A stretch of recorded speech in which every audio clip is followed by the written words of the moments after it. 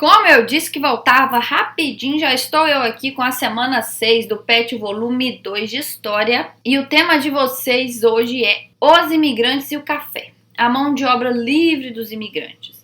Aqui vai contar um pouquinho do que eu já mencionei, inclusive na aula anterior, que eu até coloquei aqui sobre essa vinda desses imigrantes para o Brasil e destaquei aqui para vocês verem que o sistema de parceria que eles faziam com os grandes fazendeiros para trazer esses imigrantes para o Brasil, prometeu aos imigrantes o seguinte, que após um certo período, 1/3 de todo o lucro seria entregue ao imigrante e o restante ficaria com o proprietário da fazenda.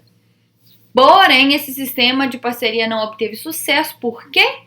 Porque os fazendeiros estavam aí acostumados a maltratar os seus escravos, então tinham naquela mente ainda de maus tratos e tudo mais, começaram a maltratar os imigrantes da mesma forma, cobravam juros absurdos sobre esse custeio dessa viagem deles até o Brasil e sobre os primeiros gastos deles, sobre eles estarem alojados, que era passagem, alojamento, depois o primeiro mês que ficavam.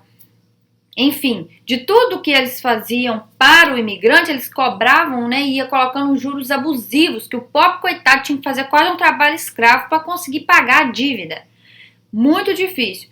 E muitos fazendeiros também omitiam aí a obtenção de lucros para não pagar a parte devida dos trabalhadores. Acredite. Diante do exposto, algumas regiões da Europa, onde vinham a maioria dos trabalhadores para o Brasil, eles chegaram inclusive a proibir que as pessoas saíssem de lá para vir para o Brasil. Mas aí, depois de um tempo, o governo começou a intervir na questão da imigração, que começou a realizar aí o sistema de imigração subvencionada, com dinheiro público, pagava a passagem para o imigrante, sob a fiscalização governamental, evitando abuso do fazendeiro. Mesmo com tantos problemas, pode-se citar ainda o preconceito e as dificuldades de adaptação ao clima, à língua, à cultura, entre outros. A imigração para o Brasil e para os países da América, como Estados Unidos e Argentina, continuou a ocorrer, já que a situação política e econômica da Europa era bastante instável, levando muitos europeus a tentarem obter trabalho na América. E fora que tinha aquele sonho de fazer a América, que eles achavam que ia vir para o Brasil ou para outras regiões da América e iam enriquecer. Bom, isso pode ter acontecido com o pessoal lá da América do Norte, Agora aqui, filho, só derrocada. Mas vamos aqui então para as imagens que o PET trouxe. Isso aqui é uma imagem de imigrantes europeus em plantações de café no Brasil. E aqui está falando na legenda que note que a maioria delas são crianças descalças. Não dá para a gente ver direito porque a imagem está muito pequena e muito ruim. E aqui embaixo nós temos a entrada para a sede da fazenda Ibicada em Limeira, que tinha uma das grandes plantações de café da época e foi precursora do sistema de parceria com imigrantes trazido da Europa para o Brasil e também foi palco da revolta de Ibicada. Essa revolta de Ibicada foi uma revolta dos imigrantes contra os maus tratos que eles sofriam dos grandes fazendeiros, tá? E para saber mais aqui, vocês precisam seguir as sugestões que o PET trouxe aqui. Inclusive temos documentários, livros e entre outros sites para vocês estarem lendo, ok? Vamos aqui para as atividades. Atividade número 1. Em 1911, o jornal paulistano La Battaglia, a Batalha, vamos logo para o português, escrita em italiano, publicou a carta de um imigrante da Itália, trabalhador em uma fazenda de café, para o cônsul daquele país em São Paulo. Leia um trecho dessa carta e responda as questões. Há 3 anos trabalho na fazenda na qual o administrador tem um vício infame de maltratar os pobres filhos do trabalhador, em especial o italiano. Ora, é preciso que Sua Excelência saiba que o abaixo-assinado é de um pobre pai de família com 4 filhos menores e mulher, o que quer dizer unicamente 2 braços à disposição do serviço da fazenda. Caí doente há 3 meses e não pude trabalhar por 30 dias, sendo desde então objeto de escárnio e maus tratos por parte dos empregados da fazenda. Resisti pacientemente, até que não podendo mais suportar as humilhações, resolvi abandonar a fazenda. Parti deixando meus familiares com a esperança de que o fazendeiro em pouco tempo os deixasse livres para partir. Até hoje não os vi, o que me faz acreditar que estão proibidos de sair da fazenda. A partir da citação, analise a situação dos imigrantes no Brasil no final do século XIX. Os imigrantes tinham péssimas condições de trabalho, sofriam castigos físicos, muitos contraíam pesadas dívidas com a vinda para o Brasil, que para pagar essa dívida o seu trabalho era quase escravo. Além disso, a promessa de obter lucros com seu trabalho não eram cumpridas, pois não conseguiam o suficiente nem para pagar as suas dívidas. Número 2. A extorsão de riqueza sobre o regime escravista não precisava de outro fundamento que não fosse a vontade e o latejo do senhor de escravizados.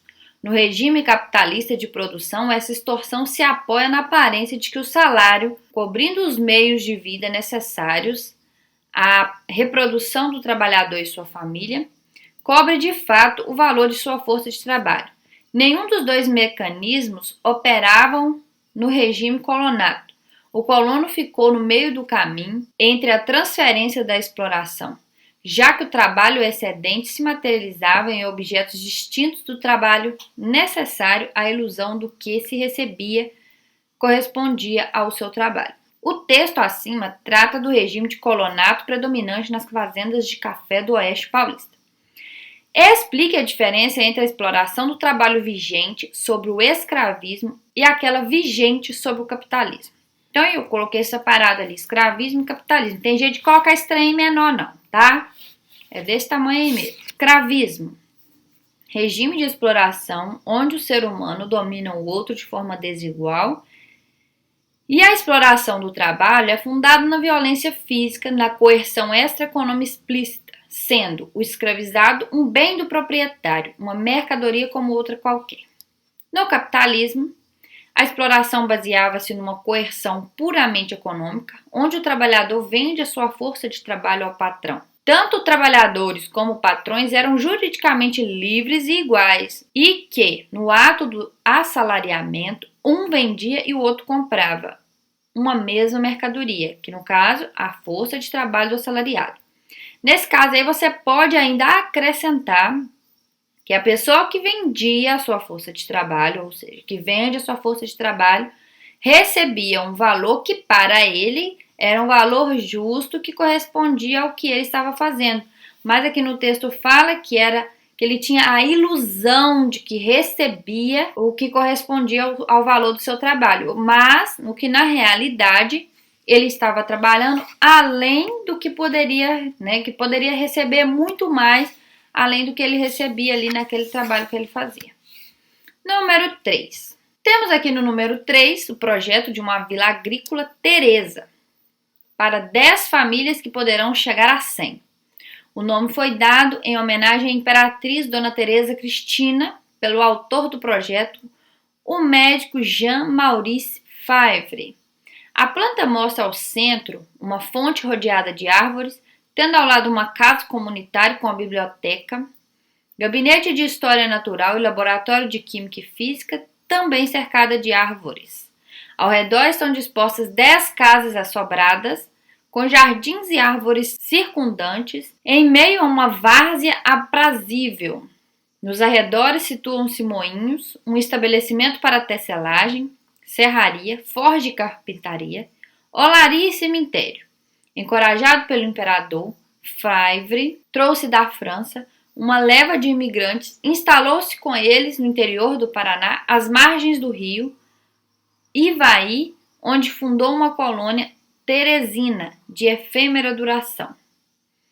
Contextualize o cenário político do Brasil Império que incentivou o estabelecimento das colônias agrícolas.